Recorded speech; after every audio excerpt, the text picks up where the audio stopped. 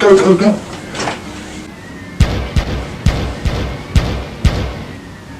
I can't believe you've got sports cars, racing cars, motorbikes, and you've got to steal the slowest thing, a caddy. You're unbelievable. Always believe in me, son. You're indestructible. Always believe in me. Oh, fuck off, girl.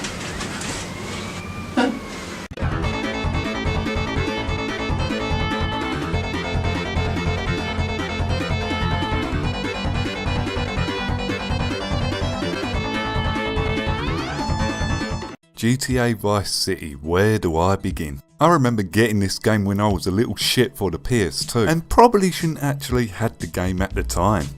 And I remember all the hours that I put into the game and everyone was chatting about it at the time. So here's my review of GTA Vice City.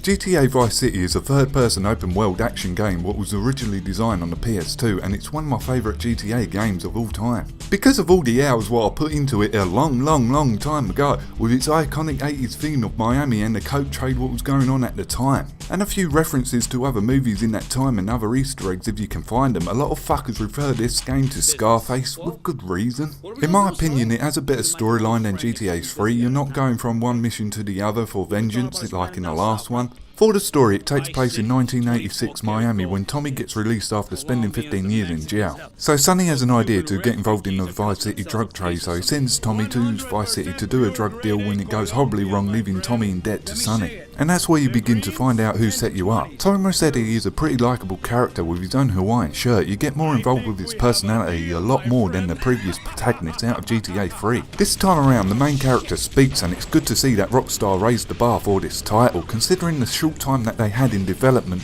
it's nothing but amazing how they pulled it off for the time. GTA Vice City's map is consisting of two major islands, and this time around they put in a map in the game, a problem that I had with the previous title to find ammunition. Vice City uses the same engine as in GTA 3 with access to new vehicles, helicopters and bikes, and a plane what's not a get to fly anymore.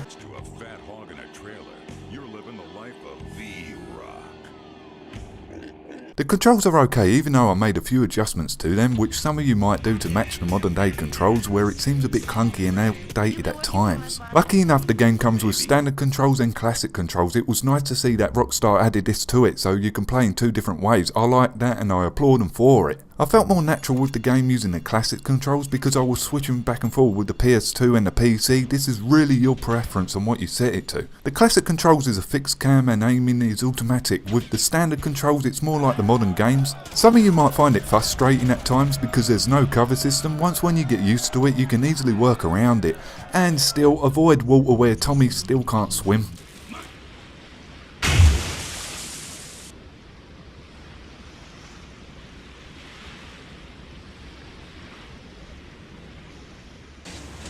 Come on, that's just a tease.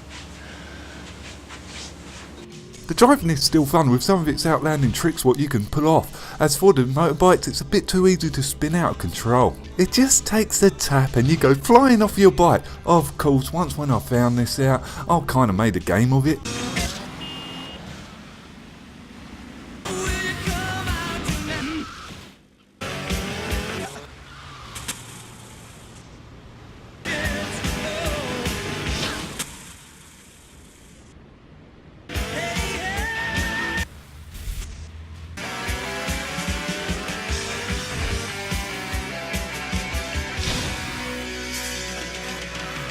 And it will take time to get used to the helicopter. It can feel a bit stiff to modern games. After some time you do get used to these and it becomes more natural.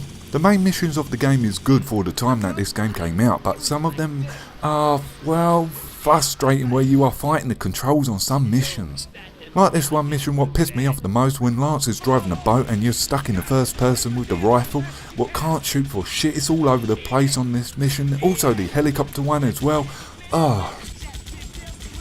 This is more with the PS2 version, on how sensitive the aiming can be. There are difficulty spikes in some of these missions. One minute you have an easy mission and the next it goes to the extreme of you being a bullet magnet. especially with no cover system. As for the rest of the main missions, I had a lot of fun with them, like the driving around the golf course. In that golf cart, as you sing along to one of the classic tracks as you progress throughout the main mission, and there's a lot of rememberable missions and you're bound to have at least one favourite one. For me, I think that my favourite one was probably the film studio with its missions and how that ends up.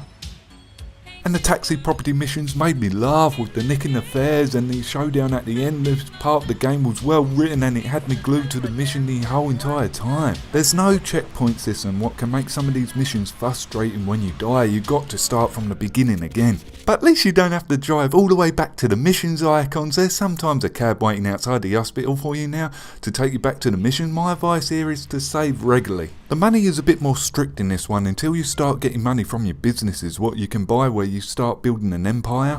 And each of the businesses have their own missions to them, and there are other buildings what you can buy, but these act like car storage points or save points. But if you still find yourself running low on money, there are still side activities what you can do, with a couple of new ones added to it. Taxi, vigilante, ambulance, pizza delivery, robbing stores, RC racing, or checkpoint activities. And there's even more than that, so there is always something to do in Vice City. Most of the weapons have been improved. The ones that I ended up using the most was the revolver and the minigun. I didn't get along with any of the rifles. Where it goes into the first person view, the aiming seems a bit skittish a lot of the time for me.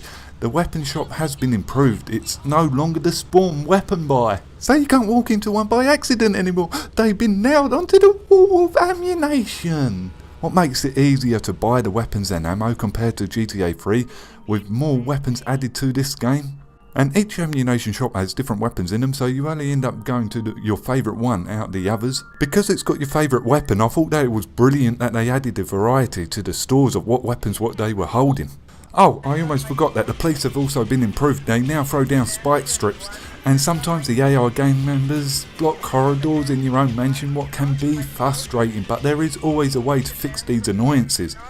For the thing that I hated the most about this game is the radio control helicopters can go fuck themselves with its awkward controls on the PC version. It took me a couple of goes on the PC version to get used to the controls, and I had to rearrange the controls to the way I like it. But on the console version it's okay, I got along with it, no swearing involved whatsoever. Fuck the RC shit, it's an annoying aspect of the game.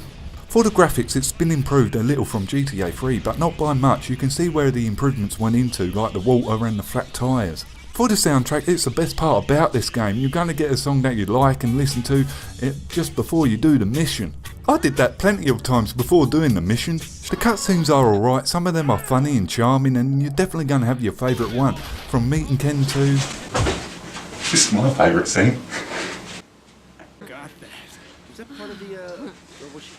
But a couple of times it happened to me that the audio got desynced in the cutscenes, but this could be my copy of the game. For me, I felt that the characters of the game had more of a personality than GTA 3. There's not always ordering you about. You got more what stands out this time around, like the guy what you meet at the beginning, or the one that owns the mansion. There are good characters for the time that this came out, and it's an advancement than GTA 3's characters. I can remember a lot of them this time around. Some of the voice acting is alright and some are not. It's a bit of a mixed bag like in GTA 3. You're going to get brilliant parts and bad parts. For how long the game is, I clocked on around about 14 hours, and that's doing a lot of side missions, and if you do nothing but the main missions, I think that it can be beaten around about 7 to 9 hours. If you're going after 100% completion, you might get about 20 hours out of it, but if you just like creating carnage, you're going to get a lot more out of the game. It's all about how you play it. So in the end, I don't think I have to say it. After all this time I still had fun with it, even though most of the time I was just destroying everything for the max wanted level to see how long I could last. So have you played it? What would you give Vice City? Leave it in the comments below. Until next game, I'm fucking off.